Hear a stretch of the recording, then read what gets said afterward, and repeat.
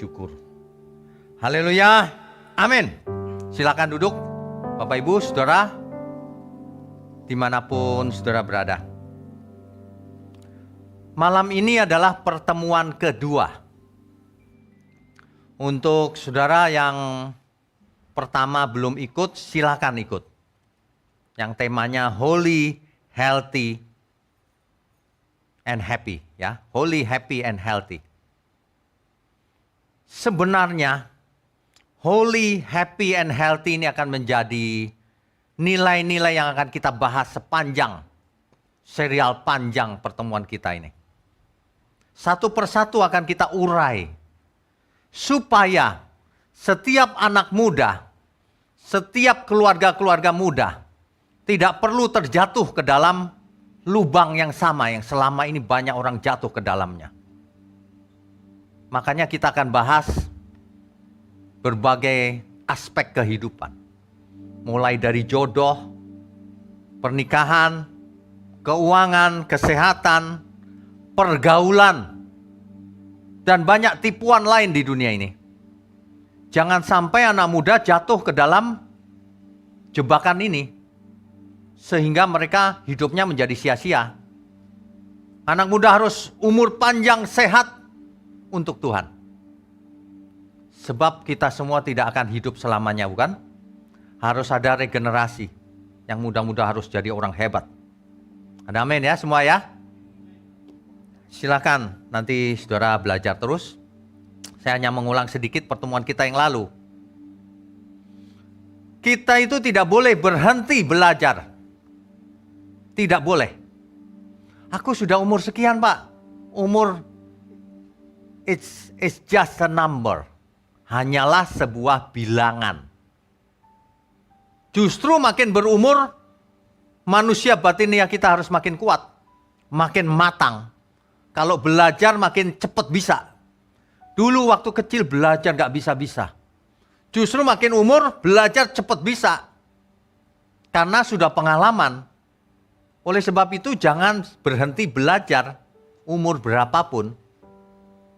Sebab kalau kita berhenti belajar, sebentar saja, setahun saja, sudah ketinggalan, kalah dengan anak-anak muda yang lebih muda lagi. Kalah. Makanya ada banyak orang tua sekarang punya gap. Gap itu apa ya?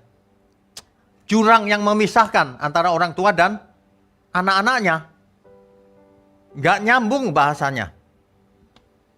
Ada orang tua yang disuruh WhatsApp tidak mengerti apa itu WhatsApp. WhatsApp itu makanan apa ya? Nggak nyambung akhirnya. Kalau nggak nyambung nggak bisa jadi berkat. Bagaimana mau menuntun anakmu ke masa depan kalau kamu tidak mengerti? Harus mengerti. Umur berapapun harus ikut terus belajar, mengikuti. Jangan sampai terpisah. Jangan jadi manusia gua. Jadi nggak ngerti apa-apa gitu di tengah-tengah dunia ini. Ya. Sebab ikut Tuhan atau menjadi berkat bagi dunia ini, ya kita harus belajar terus. Teknologi makin maju, kita ikuti terus. Supaya kita tetap menjadi berkat. Ya. Jangan kita di tengah-tengah dunia ini menjadi dinosaurus. Orang antik gitu, nggak ngerti apa-apa. Rugi sendiri. Ya. Makanya di pertemuan kita yang lalu, saya berikan satu saran untuk anak-anak muda. Jangan cuma belajar satu bidang ilmu. Jangan. Belajar sebanyak mungkin. Semua harus mengerti. Tapi yang ahli di satu bidang. Ngerti ya maksud saya ya? Kita harus jadi generalis, tapi spesialis. Jadi ada keahlian khusus yang kita kuasai, tapi harus mengerti luas pengetahuan itu. Jangan kalau udah sekolah teologi, taunya teologi doang. Keuangan nggak ngerti, kesehatan nggak ngerti. Apa aja nggak ngerti. Jadi manusia aneh di tengah-tengah dunia ini. Padahal dunia yang gelap ini perlu, semua aspek kehidupan perlu kita masukkan. Perlu kita masuki. Supaya ada terang di sana. Ya. Yang masih muda belajar. Belajar teologi, belajar hukum. Belajar kedokteran kalau perlu. Sehingga bisa menjadi berkat. Jangan semuanya jadi pendeta juga. Kita butuh banyak orang, saudara. Makanya belajar bahasa. Kalau masih muda sekarang, bahasa Indonesia pasti sudah bisa. Bahasa Inggris harus bisa, tidak boleh tidak. Sekarang satu lagi, bahasa Mandarin. Harus bisa. Kalau yang masih muda mulai belajar. Sebab teknologi akan bergeser dari barat ke China. China akan sangat maju. Kalau kita bisa bahasanya itu luar biasa. Ya, komunikasi jadi lancar. Kalau kita pakai bahasa Inggris belum tentu mereka semuanya bisa bahasa Inggris. Jadi kita harus bisa bahasa. Yang kedua kita harus mengerti IT. Bukan menjadi ahli IT, bukan. Tapi jangan gaptek. Minimal yang diperlukan bisa. Kalau enggak jadi orang aneh nanti. Belajar. Karena yang kita butuhkan sederhana kok. Bisa akses internet, bisa spreadsheet, word processing, presentation. Kan itu aja, simple itu. Kalau mau belajar seminggu semuanya udah bisa. Ya, ini anak-anak muda ya, yang ada di desa-desa. Jangan minder. Karena kau bisa belajar dimanapun berada. Saya dulu asalnya dari suatu desa yang sangat kecil. Di Jawa Timur ada namanya Nganjuk. Mungkin nggak banyak orang tahu. Di sana apa aja nggak ada, saudara. Apalagi dulu kita miskin sekali. Nggak bisa apa-apa kita. Nggak apa-apa. Sampai di Jakarta belajar keras. Mengejar ketinggalan. Jadi saudara umur berapapun kejar ketinggalan. Apalagi kalau masih muda. Masih muda sudah malas. Ya masa depan suram. Masih muda itu semangat. Saya aja yang sudah berumur semangat luar biasa. Ya. Ayo semangat. Tapi jadi alat di tangan Tuhan. Jangan semangat untuk diri sendiri. Wah rusak itu. Itu rusak nanti. Hari ini banyak sekali anak muda yang rusak. Mau sukses sendiri. Sama orang tua aja nggak berbakti. Rusak itu. Ya, nanti kita akan bahas di masa depan. Satu persatu. Semua urusan kita. Ya. Jadi pastikan saudara ikuti terus seri ini. Dicatat kalau perlu. Jangan sampai tidak. Sebab saudara tidak bisa mencari beginian di buku. Tidak ada. Saya kasih tahu. Ini adalah hasil pengalaman dan hasil pembelajaran kita dalam jatuh bangun selama ini. Ketipu sana, ketipu sini, soal keuangan, soal kesehatan, soal macam-macam. Banyak orang tertipu di dunia ini. Sehingga hidupnya menjadi rugi besar. Belajar keuangan. Siapapun saudara. Anak muda belajar keuangan. Bukan menjadi ahli keuangan, bukan. Belajar yang minimal harus bisa. Personal finance. Keuangan pribadi. Jangan sampai ya, ini cuma contoh nih. Jangan sampai nanti kau berkeluarga, terus kau ikut investasi bodong. Habis uangmu, cerai lagi beribut. Ya, belajar. Di dunia ini ya dari dulu sampai sekarang, itu investasi bodong selalu ada. Dan korbannya selalu banyak. Orang-orang yang tidak berpengalaman biasanya. Nah makanya saudara ingat, kalau nggak ngerti hubungi kita. Boleh nggak Pak, aku investasi ini. Jangan sembarangan, nanti kau menyesal seumur hidupmu. Karena bagaimanapun segala sesuatu butuh uang bukan? Ya hidup ini butuh uang. Tentu uang bukan segalanya. Tapi uang itu dibutuhkan sebagai apa? Sebagai alat. Sebagai alat untuk memberkati sesama, untuk biaya pendidikan, dan sebagainya. Uang tidak jahat. Yang jahat adalah cinta akan uang. Itu jahat sekali itu. Nah ini yang perlu dimengerti oleh anak-anak muda zaman sekarang. Lupakan itu. Aku cuma mau sukanya ilmu ini Pak. Kamu harus jadi manusia seutuhnya. Ya. Jangan suka main game. Ada orang yang terikat oleh game. Sudah umur belasan tahun terikat oleh game. Bayangkan. Jadi dari pagi sampai malam dia main game terus. Sampai orang tuanya pun tidak diperhatikannya. Sampai hari ini, orang tuanya akhirnya bingung. Kok cuma main game ya, nggak bisa apa-apa dia. Terikat oleh game. Game itu bahaya loh. Ketika masih muda ya, sukanya main game, pasti. Jangan sampai main game lebih dari 15 menit atau 30 menit. Saya tidak pernah main game, sudah puluhan tahun. Padahal saya pengen nyoba apa sih enaknya main game. Jangan pernah main game kalau kau masih muda. Nanti kau nggak pintar sama sekali. Kenapa? Lah waktunya dipakai main game, nggak belajar apa-apa. Nanti kalau ngelamar kerja ditanya, kau bisa apa? Komputer? Nggak bisa, Pak. Bahasa Inggris? Nggak bisa, Pak. Bisanya apa? Ngetik. Nggak bisa juga, Pak. Bisanya apa? Main game. Pintar kau. Main game yang kecuali kamu gamer profesional, itu beda. Itu mendatangkan uang. Tapi saya tidak sarankan anak muda untuk jadi game profesional, gamer. Hidupmu sia-sia nanti. Karena kau menghadapin game terus setiap hari.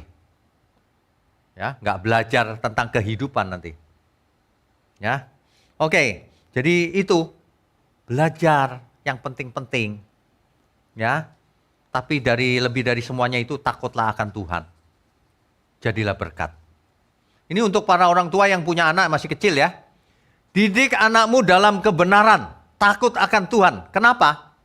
Nanti kalau anakmu udah belasan tahun, remaja, udah percuma dikenalin Tuhan. Dia udah maunya sendiri, nggak percaya kalau diceritain. Ya, dari kecil, sejak kecil. Bisa nggak kenal kalau udah dewasa? Bisa, tapi harganya mahal. Setelah kau jatuh bangun dalam dosa, akhirnya kau ketemu. Itu kalau ketemu.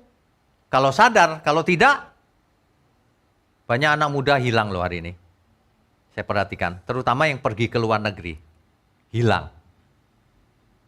Di luar negeri jarang ada firman yang benar. Pergaulan yang bebas. Rusak anak itu. Nanti begitu pulang ke Indonesia, orang tuanya nggak kenal. Anakku kok jadi gini ya? Udah nggak berbakti sama orang tuanya. Berani sama orang tuanya. Ya. Sore ini kita akan belajar, kita akan membahas soal kekudusan. Kekudusan di masa muda. Ini sangat rawan loh. Banyak orang begini, kalau masih muda itu ngomongnya begini. Hari gini Pak, bicara soal kekudusan, kuno. Hari gini bicara kesucian, kuno. Makanya jarang dikhotbahkan kan kesucian. Hidup suci seperti apa? Enggak pernah dikhotbahkan.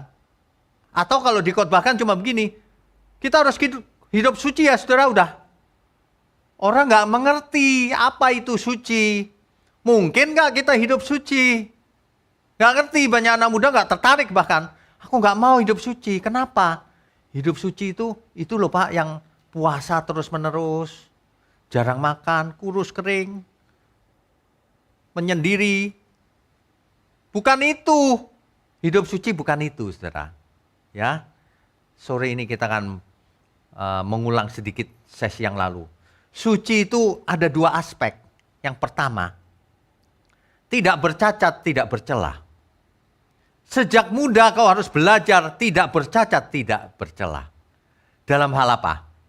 Dalam hal apapun. 1 Korintus 10 ayat 31.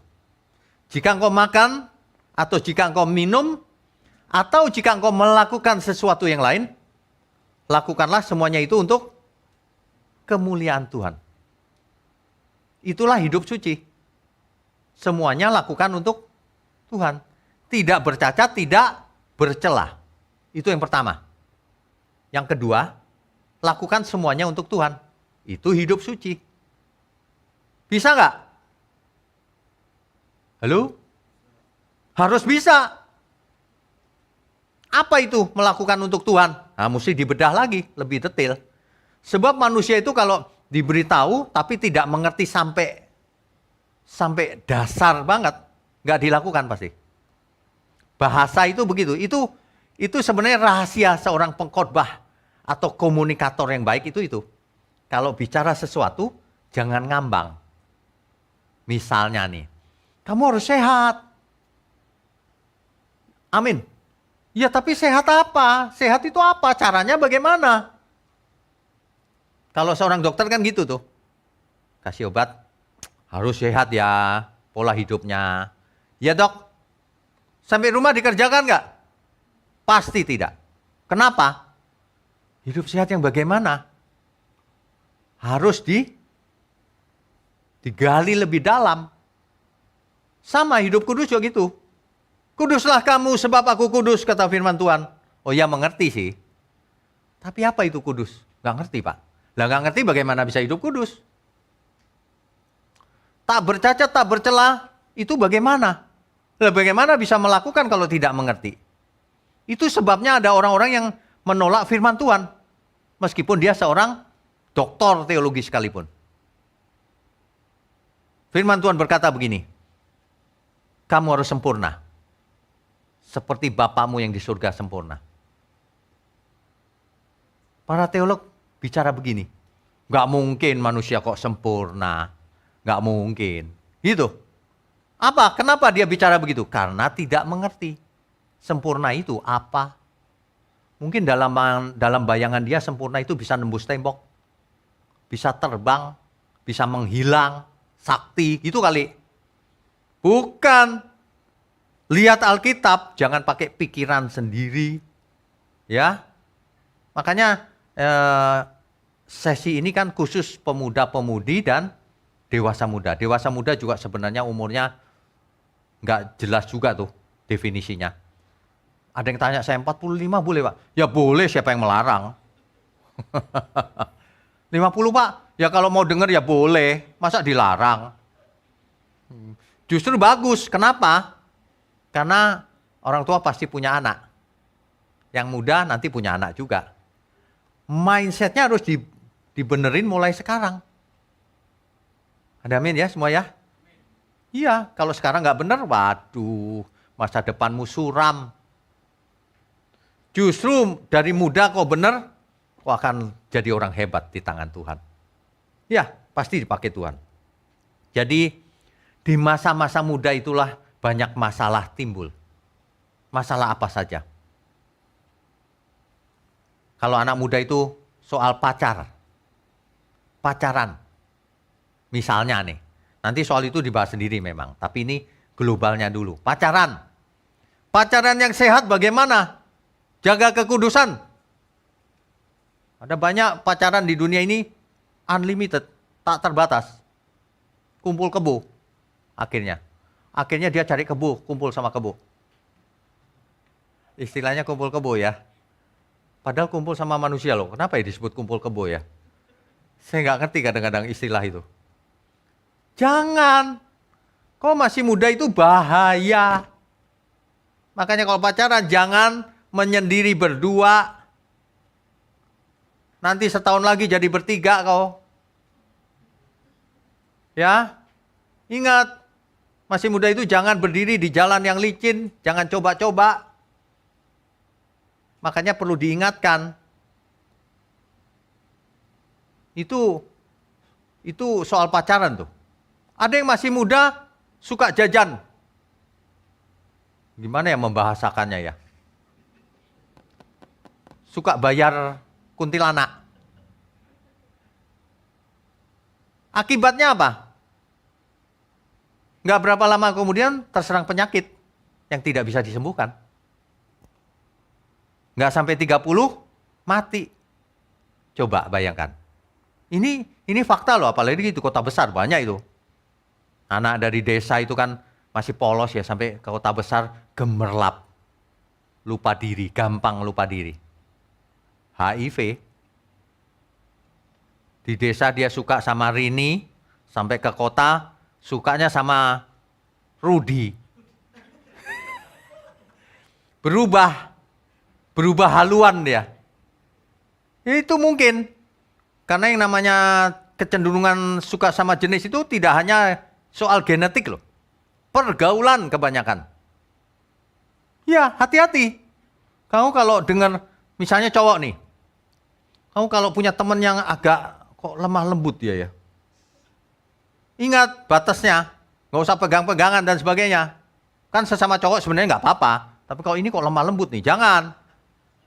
Ya, jaga. Lindungi dia juga, supaya dia nggak jatuh juga. Itu loh maksudnya. Jadi masih muda itu harus smart. Kalau nggak smart pasti jatuh, pasti. Cari pasangan hidup yang bagaimana ya Pak? Oh, pasanganku itu suka ke gereja loh Pak. Suka ke gereja itu bukan jaminan matang atau tidak karakternya. Tahu dari mana?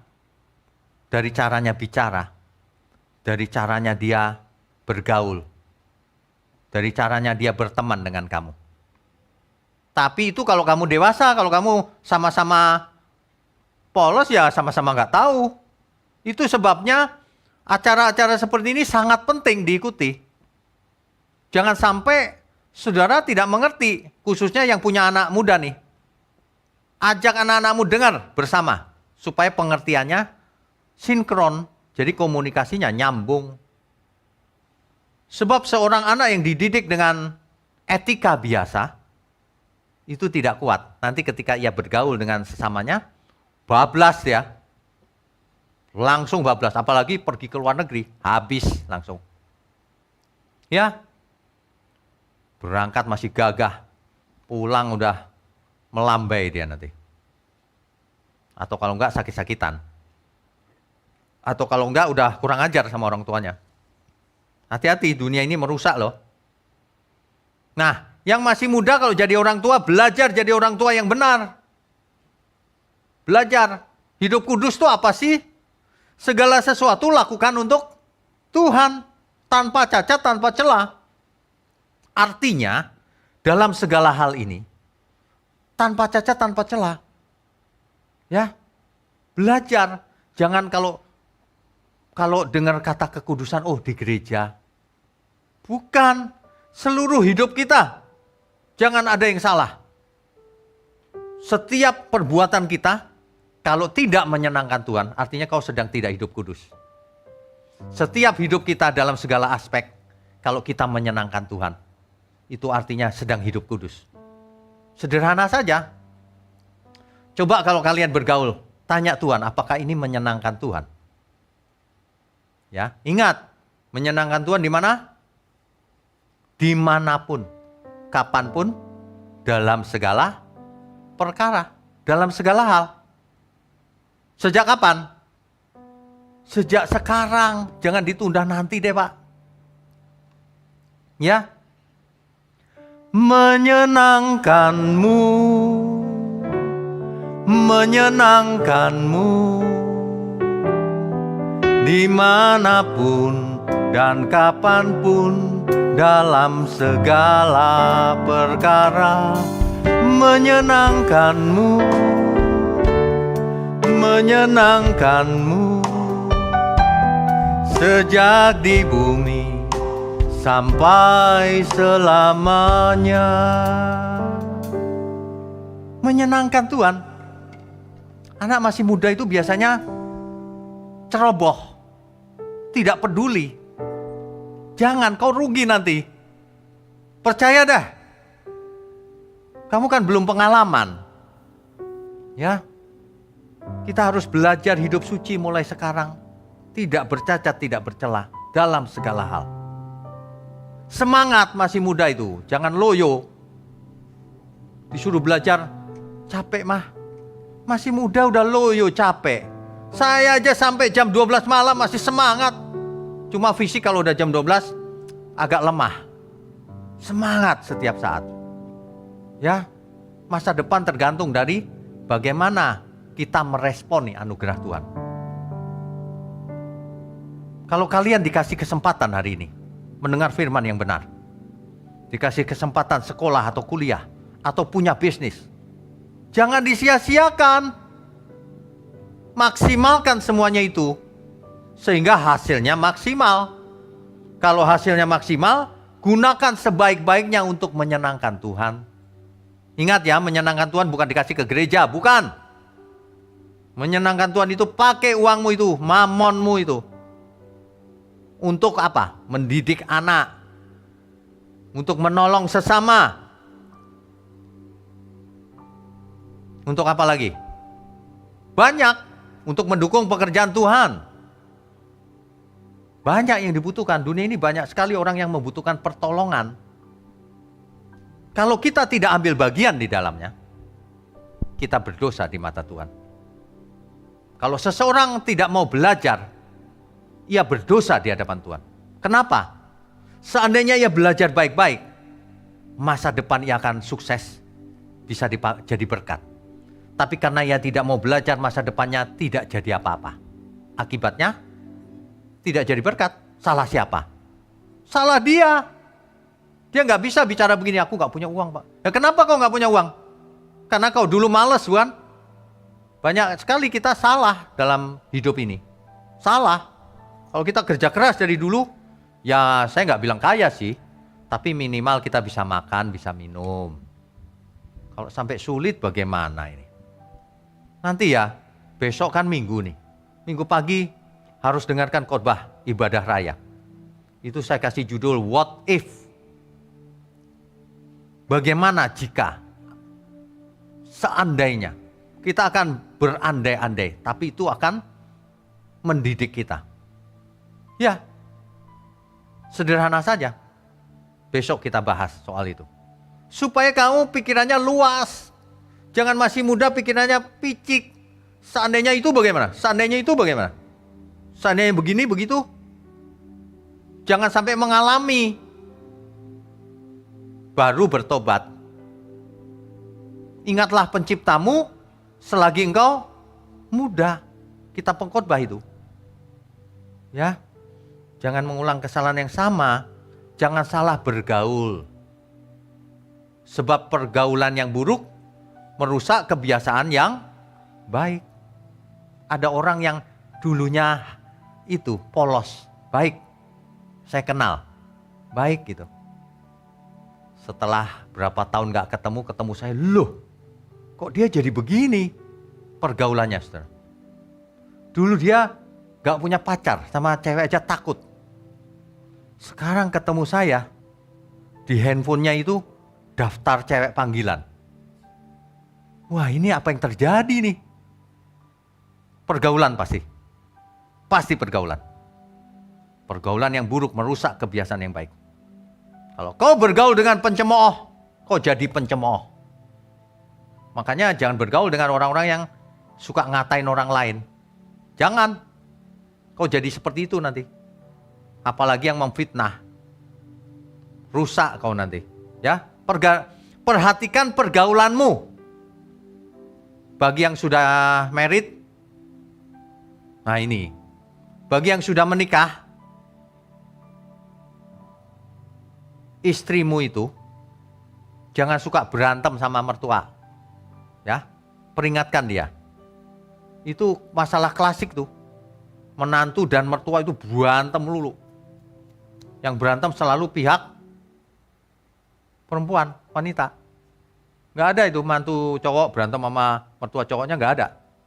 Yang sering itu mantu cewek sama mertua cewek. Iya, nggak tahu kenapa itu. Hidup cuma satu kali, kenapa kau begitu sih? Kamu nggak hidup kudus artinya. Kenapa kau tidak menyukakan hati Tuhan?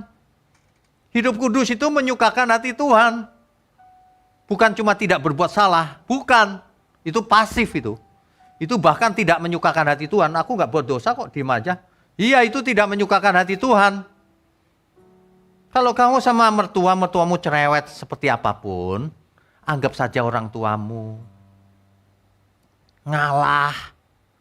Ingat kau harus hidup kudus. Sejak muda, jangan tunggu tua. Ya, nanti kau rugi sendiri. Sebenarnya ya kalau orang muda nurut gitu ya, nurut aja gitu ya, nanti dia akan melihat banyak hal yang ajaib dalam hidupnya. Serius, Tuhan itu tidak tidur.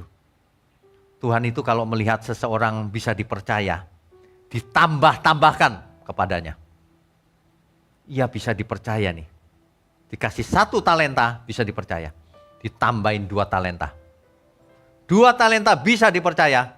Ditambahin lagi 5 talenta. Ya, tapi yang gak bisa dipercaya, apa yang ada padanya diambil sekarang. Gak usah deh. Gak usah dikasih apa-apa. Ya, kau masih muda nurut, taat. Belajar firman. Belajar keras. Kalau bekerja, bekerja keras. Semuanya lakukan untuk Tuhan. Hidup kudus, tak bercacat, tak bercela. Jangan jatuh dalam dosa. Kalau masih muda itu biasanya dosanya itu macam-macam. Tergantung kasusnya. Yang sangat banyak itu seks. Masih muda itu jatuh ke dalam itu. Kebanyakan. Bahaya itu. Bahaya itu. Yang masih muda hati-hati ya, yang cewek-cewek itu hati-hati. Jangan gampang dirayu. Rayuan gombal itu. Rayuan omong kosong. Kalau memang cowok itu baik, dia tidak akan melakukan rayuan yang menjatuhkan ke dalam dosa. Pasti tidak. Ya. Ada saatnya nanti menikah dan sebagainya, tapi bukan sekarang. Kalau kau lagi kuliah, belajar dulu. Ya, jaga kekudusan. Kita ingat gak? Dulu yang namanya Yusuf di rumah Potifar. Itu yang namanya tante Potifar itu. Kan goda Yusuf tuh. Tapi apa yang dilakukan Yusuf? Dia lari menjauh. Banyak anak muda gak gitu, gak digoda, lari mendekat. Capek deh. Ya, hati-hati. Kau lari mendekat atau lari menjauh terhadap godaan. Itu free will, kehendak bebas. Ya, itu Yusuf. Beda dengan Raja Daud. Raja Daud suatu sore, dia jalan-jalan di atas lotengnya, istananya. Dia lihat ada wanita lagi mandi. Batsheba. Apa yang terjadi? Mestinya dia seperti Yusuf. Lari harusnya. Cobaan datang dia gak lari. Dia malah merencanakan. Panggil itu siapa? Batsheba. Dipanggil. Jatuhlah dia dalam dosa. Setelah jatuh ke dalam dosa, apa yang dilakukannya? Merencanakan menutupi dosanya. Dengan cara membunuh suaminya Batsheba. Yaitu Uria. Biasanya kalau seseorang jatuh dalam dosa, untuk menutupi dosanya, ia akan berbuat dosa yang lain lagi. Bahkan makin jahat. Hati-hati loh. Makanya jangan buat dosa. Jangan pernah buat dosa. Jangan pernah berkata begini, gak apa-apa lah Tuhan itu maha pengampun. Nanti aku pasti diampuni. Loh, kalau kau sempat minta ampun masih lumayan. Memangnya kau gak bisa mati setiap saat? Hati-hati loh. Manusia itu cari penyakit. Masih muda itu cari penyakit biasanya. Sembrono banget. Tidak peduli. Makanya sesi ini sangat penting. Kalau kau tidak peduli masa depanmu suram. Kau harus peduli. Kau harus rencanakan masa depanmu. Masa depan kita itu yang penuh harapan. Kalau kau hidup suci, kau tidak akan seperti orang aneh, seperti bayanganmu itu puasa terus, gak makan, terus menyendiri di suatu gua, kumat kamit sendiri. Bukan itu. Bajunya putih-putih. Bukan itu maksudnya. Ya, segala sesuatu yang kita lakukan menyenangkan Tuhan. Itu hidup kudus. Kalau menyenangkan diri sendiri, itu bukan hidup kudus. Kalau kita menyenangkan Tuhan, pasti diri sendiri juga pasti senang juga. Pasti. Ya, amin ya. Kekudusan di masa muda ini itu memang apa ya, mesti diulang-ulang memang. Dalam setiap aspeknya kita harus gali lebih dalam lagi, sehingga mengerti cara menghindarinya. Masalahnya orang tidak tertarik ke kudusan itu karena orang membayangkan kekudusan itu sama dengan asketisme. Asketisme itu tindakan menyiksa diri sendiri. Misalnya apa? Nggak makan. Misalnya apa lagi? Menyendiri di gua-gua. Kan menyiksa diri itu. Seolah-olah hidup kudus begitu. Bukan. Hidup kudus itu normal di tengah-tengah dunia. Tetapi semua yang dilakukan tidak bercacat, tidak bercela. Dan semuanya untuk Tuhan. Jadi mulai sekarang, kalau kalian melakukan sesuatu, ingat baik-baik, hidup kudus. Aku naksir itu tuh, Pak. Tanya, Tuhan suka nggak kalau aku naksir itu? Tanya baik-baik sama Tuhan. Ya, amin ya. Jangan, dia kaya Pak, enggak nanya Tuhan. Kaya itu justru mencelakakan kalau tidak dewasa. Karena ia bisa beli apa saja. Makanya kalau cari jodoh, hati-hati. Semakin kaya jodohmu, semakin bahaya. Hati-hati. Kalau ada yang jodohmu, calonmu kaya, bawa ke sini. Nanti di mikroskop. Ini mateng nggak ini? Kalau nggak mateng kekayaannya jadi celaka itu nanti. Kalau mateng bagus. Ya. Jangan sia-siakan waktu. Ya. Kita ada supaya melayani saudara juga. Jadi kalau saudara ada masalah, saudara bisa hubungi kami. Supaya tidak perlu jatuh ke dalam dosa, ya apapun masalahnya. Ya. Jadi hidup kudus tuh begini loh. Dulu kita hidup di tengah-tengah dunia dengan gaya hidup dunia.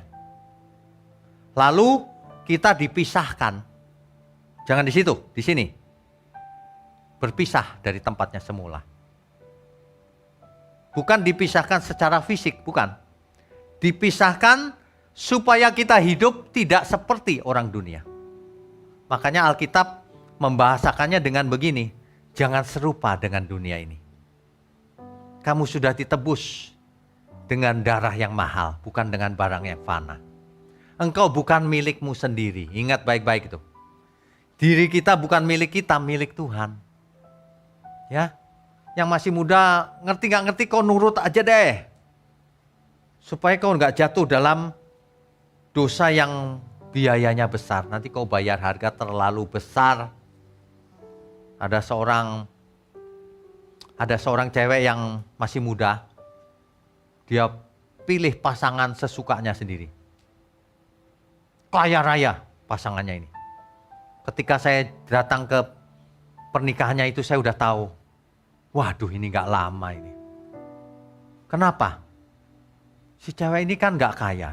Si cowok ini kaya raya. Gayanya itu udah tengil gitu. Songong. Itu baru nikah loh, udah songong banget gitu.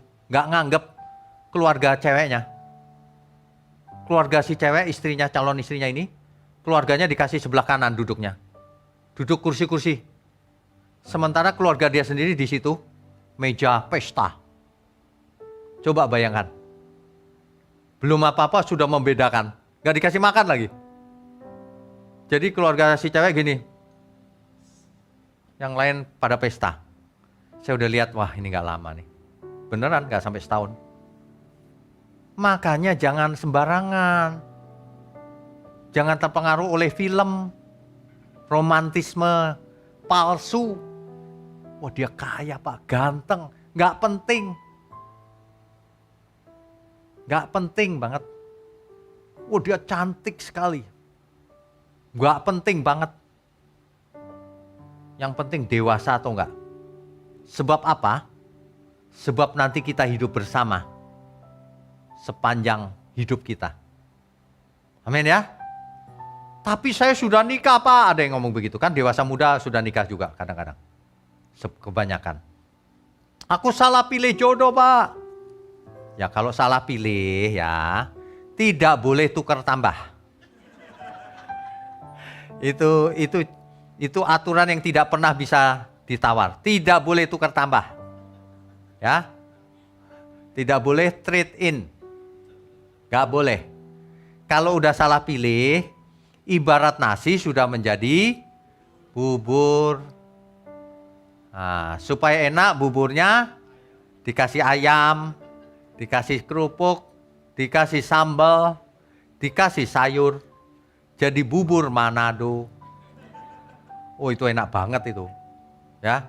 Artinya gini loh. Wah, bubur Manado kok bisa diartikan ya? Maksudnya gini loh. Kalau salah pilih, ya sudahlah. Kita semua anggap aja salah pilih. Ya udah, sekarang dua-duanya ini bertobat menjadi tidak salah pilih. Dari salah pilih menjadi tidak salah pilih. Bertobat dua-duanya.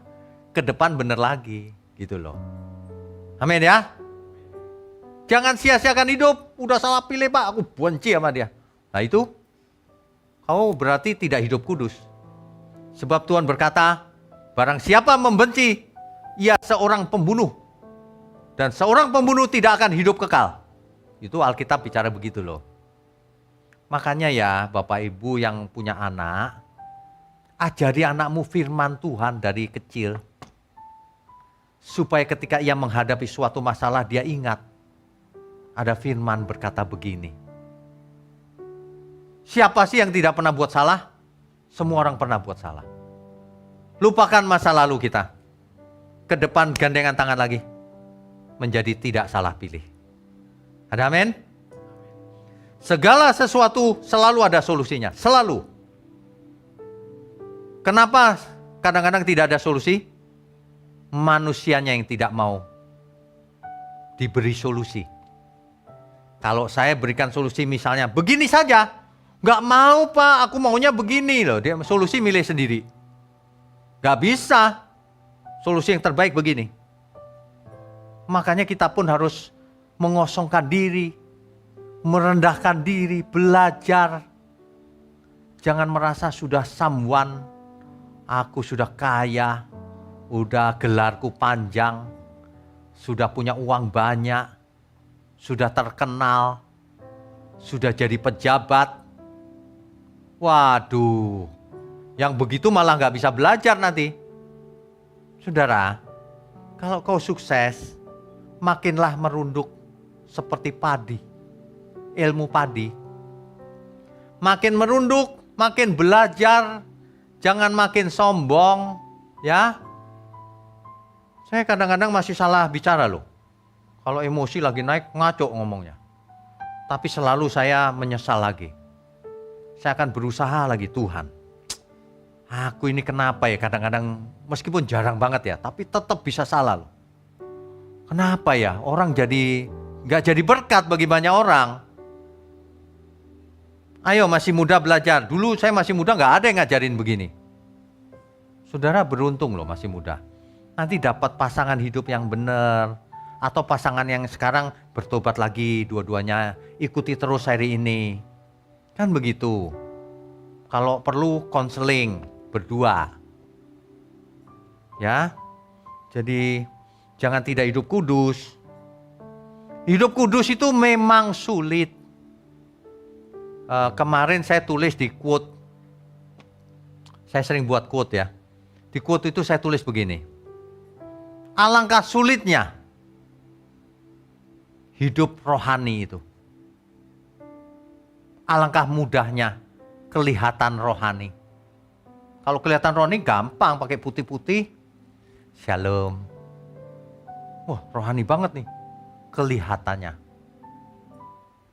Lihat bayangannya, jangan-jangan bayangannya punya tanduk. Ya. Ayo kita hidup dalam dunia nyata yang benar-benar bisa hidup kudus. Jangan masih muda anti terhadap kata-kata kudus dan suci. Ketika kamu belajar, ketika kau sekolah, aku ini untuk Tuhan. Menyenangkan orang tuaku, menyenangkan Tuhan. Itu hidup kudus sebagai murid. Kalau kamu sebagai suami, layani istrimu. Itu hidup kudus. Semuanya untuk Tuhan. Amin ya. Jadi semua kita bisa hidup kudus sebenarnya. Tidak ada orang tidak bisa hidup kudus. Kalau nggak bisa, kenapa Tuhan perintahkan? Kuduslah kamu sebab aku kudus. Pasti bisa, karena itu perintah Tuhan. Tuhan tidak mungkin tidak memerintahkan sesuatu yang tidak bisa dilakukan oleh manusia. Memang dalam hidup ini selalu ada pencobaan yang datang. Selalu. Jangan berharap hidup ini mulus-mulus saja. Hidup ini pasti ada pencobaan. Lah Tuhan Yesus saja setelah dibaptis langsung dicobai iblis. Betul? Kita tidak bisa menghindari pencobaan itu datang, nggak bisa. Tapi yang bisa kita lakukan ketika pencobaan itu datang, kita harus menang. Ada amin? Masih muda ini, generasi milenial ini kan mainnya internet. Di internet itu ya, nggak usah cari gambar porno, nggak usah. Disamperin, dikirimin, entah iklan, entah apa, selalu ada tuh muncul. Ya, iya. Meskipun jarang banget, tapi tetap sekali-sekali ada tuh. Ini apa sih ini? Atau, jangankan begitu, lagi streaming khotbah begini, yang komentar di YouTube kita itu, kasih link porno. Waduh, itu ya saya kasih tahu ya saudara ya. Saudara yang sabotase begitu, saudara anak setan. Saudara itu dirasuk setan itu. Sudah tahu ini firman Tuhan, berani komentar di situ link-link film porno. Ya, itu saudara kerasukan setan. Kalau saudara tidak bertobat, kau mati nanti. Siapa berani mensabotase pekerjaan Tuhan, dia menghina Tuhan. Kita nggak terhina, tapi Tuhan akan terhina. Jangan kurang ajar ya. Kalau nggak mau dengar, nggak usah dengar. Jangan sabotase. Manusia itu nggak tahu diri, emang. Sok-sokan. Padahal begitu jantungnya mampet sebentar aja, mati kau. Ya, bertobat. Masih muda juga bisa langsung mati. Jangan pernah sabotase pekerjaan Tuhan. Ya. Hidup kudus. Boleh nggak main game? Kau tanya Tuhan aja ketika kau main game. Udah 2 jam, udah 3 jam. Hidup kudus nggak itu? Buang-buang waktu. Mengerti ya maksudnya ya? Jadi hidup kudus itu sederhana, meskipun sulit. Tapi sederhana. Apapun yang kulakukan, harus menyenangkan Tuhan. Itu hidup kudus. Kalau tidak, itu bukan hidup kudus. Kan anak muda itu menghadapi banyak pencobaan. Kalau dulu cari film porno mungkin sulit. Hari ini di internet, di Google aja mungkin langsung ketemu. Mungkin. Ya. Kalau saya nggak pernah tuh, nyoba-nyoba itu nggak pernah. Kenapa? Begitu nyoba sekali, lain kali dikirimin. Iya kan? Nanti pas saya presentasi ada lagi gambarnya kan. Ini bagaimana ini pendeta? Makanya sekali aja nggak pernah bersih internet saya. Kecuali ada yang sabotase ya, itu tadi anak setan tadi itu. Ini apa sih khotbah kok anak setan? Iya, saya cuma peringatkan jangan saudara. Saudara itu kok begitu ya, jadi manusia hidup sekali aja begitu. Jadilah alat di tangan Tuhan. Anak muda itu berat cobaannya. Pornografi. Judi online. Berapa banyak orang yang bangkrut kena judi online? Ya kan? Apalagi? Narkoba. Begitu orang narkoba, masa depannya suram deh. Karena dia udah gak bisa mikir. Rusak syarafnya. Ya masih bisa bertobat, tapi udah terbatas kemampuannya. Ya, apalagi? Ya itu game. Game kelihatannya gak bahaya tuh, sangat bahaya. Kalau sudah addicted, ketagihan game, waduh, dia udah gak peduli hidup. Main aja pokoknya. Main game. Hati-hati loh. Anak kecil dikasih game, hati-hati. Hati-hati. Anak saya kalau main game, game yang educational. Educational tuh matematika, yang gambar-gambar ada matematikanya, ada bahasa Inggrisnya, yang latihan gitu, bukan yang kan game banyak yang kekerasan ya. Zombie dipancung, dia menang. Gila. Zombie dipancung kepala, dia ngelinding. Menang. Loh, ini game apaan nih saya lihat? Pantesan sering terjadi kan, tiba-tiba anak-anak bawa pistol bunuh di sekolahan. Itu dia pikir lagi main game. Gitu. Itu yang kesetanan tuh begitu. Udah gak usah main game lama-lama. Ada lagi yang suka kekerasan. Kalau nggak berantem nggak puas, sakit jiwa itu. Sukanya berantem, ya. Ada lagi yang kelihatannya normal, tapi ia mendengar ajaran yang salah, firman yang salah. Akibatnya mindsetnya, pola hidupnya salah. Ada banyak pencobaan, filosofi yang salah. Nih saya kasih tahu ya. Waduh, waktunya cepat sekali ya, padahal masih banyak ini. Gak apa-apa, seri panjang ya, saudara ikuti terus ya. Sebelum kita sudah ini, ada seorang ibu cerita sama saya. Pak, anak saya itu sekarang sudah nganggap saya bukan ibunya. Berani sama mamanya. Mamanya sudah tua, terus mamanya sudah gak punya penghasilan. Dulu masih muda disekolahin anaknya. Anaknya udah sukses, mamanya udah tua. Gimana ya kalau aku pensiun ya nak? Ya paling aku cuma bisa kasih ya 1 juta lah mah. 1 juta gak cukup buat kos, buat makan. Ya gak tahu lah mah, urusanmu sendiri. Loh, mamanya langsung. Saudara ngerti gak maksudnya? Aduh. Itu pasti ke neraka itu, anak itu. Pasti, kalau tidak bertobat. Kamu tahu nggak dulu kau masih kecil, tiap hari digendong ngompol, pup, ASI terus-terusan, mamanya sampai kurang tidur. Dulu kau kecil sakit, mamanya malam hari, kompres panas kamu, bawa ke dokter, meskipun nggak punya uang, dia jual ini, jual itu. Mamamu nangis-nangis cari beasiswa. Tapi kok sekarang begitu ya. Saya udah dengar ini banyak loh cerita ini. Seorang anak sama orang tuanya bisa begitu loh. Nanti orang tuanya salah sedikit dibentak sama dia. Orang tuanya beli apa gitu ya, anaknya gak suka. Aku gak suka mah. Siapa suruh beli ini nih? Buang. Mamanya sakit hati, aduh Tuhan. Anakku kenapa jadi begini? Itu ya, seandainya bisa ya, mendingan itu gak usah dilahirkan. Mendingan udah gede gini, dikecilin lagi, masukin lagi. Habis sudah gede jadi anak setan begitu. Ini bukan ngatain siapa-siapa loh, ini supaya saudara kita semua sadar, iya ya, aku ada begitunya. Sadarlah. Nanti kalau orang tuamu mati kau nangis-nangis di kuburan.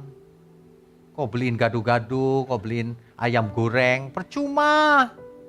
Sekarang ya bertobat, hidup kudus. Hidup kudus itu sopan sama orang tua, mengasihi orang tua. Kalau kau nggak mengasihi orang tua, kau nggak hidup kudus artinya. Ya, nggak usah ngomong gereja dulu deh, di rumah dulu aja. Kau bisa nggak jadi anak yang benar?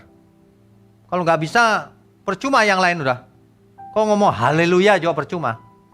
Tuhan di surga lihat haleluya apanya? Kau sama orang tua aja berani. Kau pacaran aja nggak bener. Kau soal uang aja nggak jujur. Waduh, ini gawat loh. Ya, mungkin khotbah semacam ini jarang sih zaman sekarang. Tapi nggak apa-apa lah, saya khotbahkan aja daripada nggak ada yang lain. Saudara yang masih muda belajar, orang tuanya belajar juga. Supaya satu keluarga itu terjadi pertobatan bareng-bareng. Keluarga jadi harmonis bersama di dalam Tuhan. Amin ya. kita harus bersedia loh hidup kudus.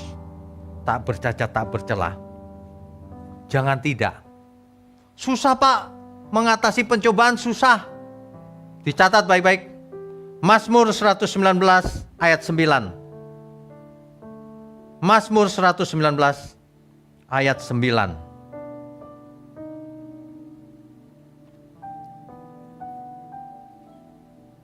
Saya bacakan ya. Dengan apakah seorang muda mempertahankan kelakuannya bersih? Dengan apa mempertahankan kekudusan hidupnya itu? Dengan menjaganya sesuai dengan firman-Mu. Dengan firman. Jadi yang masih muda jangan malas belajar. Kalau Rabu malam itu kan ada online Bible study. Ayo belajar. Gampang online. Kapan saja bisa didengar. Bisa tanya langsung ke saya. Langsung tanya boleh. Apa saja. Coba. Tidak dimintain perpuluhan. Tidak dimintain apapun. Kau harus belajar. Itu maksudnya. Jangan disia-siakan. Anugerah Tuhan itu jangan disia-siakan. Ya. Jadi begini. Tubuh manusia terdiri dari tubuh, jiwa dan roh. Ingat, yang menjadi makanan bagi tubuh kita adalah makanan fisik, roti, beras, dan sebagainya. Makanlah yang sehat, supaya umurmu panjang. Yang menjadi makanan jiwa dan roh adalah firman Tuhan, supaya jiwa dan rohmu sehat. Kan gitu kan? Oleh sebab itu, perhatikan apa yang engkau tonton. Apa yang masuk melalui mata. Perhatikan apa yang kau dengar. Masuknya informasi itu melalui mata dan telinga, masuk ke otak. Diproses, masuk ke jiwa dan masuk ke roh. Kalau kau dengar kebenaran, jiwamu akan terang. Tapi kalau kau dengar kepalsuan, jiwamu akan gelap. Kalau kau mau hidup suci, kudus, tak bercacat, tak bercela, dengarlah firman yang benar dan lakukan itu. Pencobaan boleh datang, tapi kita bisa meresponi dengan benar, menolak supaya tidak jatuh ke dalam berbagai-bagai dosa. Amin ya. Kita katakan dengan baik, dengan tulus, ku bersedia hidup kudus tak bercela. Ku bersedia hidup kudus tak bercela. Takkan lagi dalam percintaan dunia. Ajarku berpikir seperti dirimu. Bawaku Tuhan dalam perjuanganmu. Bersedia. Ku bersedia hidup kudus tak bercela. Takkan lagi dalam percintaan dunia. Ajarku berpikir seperti dirimu. Bawaku Tuhan dalam perjuanganmu. Mari semua saya undang untuk bangkit berdiri. Saudara, kalau kita masih muda, jangan sia-siakan waktu yang ada. Belajarlah. Belajar untuk hidup berkenan bagi Tuhan. Belajarlah banyak ilmu, semua yang berguna. Dan belajarlah firman Tuhan yang benar. Dengan cara itulah kita bisa hidup kudus dan lulus dalam setiap ujian, pencobaan. Tentu saja harus dengan tekad yang bulat. Jangan suka mencari kesenangan diri sendiri. Berakit-rakit dahulu, berenang-renang kemudian. Bersakit-sakit dahulu sekarang. Kemudian kau akan menuai kebahagiaan bersama Tuhan. Amin ya. Mari nyanyikan dengan tulus. Tuhan perkenankan aku.